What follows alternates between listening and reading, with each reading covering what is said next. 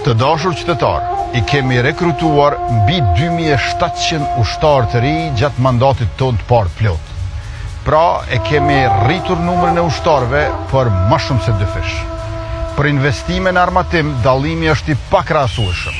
Nga 2018 deri në 2020 më pak se 4 milion euro, ndërka që nga 2021 deri në 2025 rreth 430 milion euro.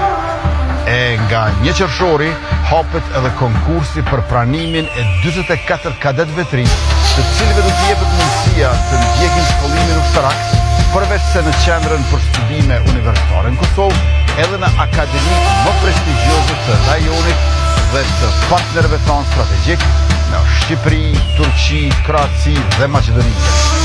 Në vetëm 2 muaj janë hapur 2 konkurse për të bërë pjesë e Forcës së Sigurisë tregues ky I qartë I besimit, motivimit dhe përkushtimit të rinjve tonë për t'i shërbyer vendit tonë.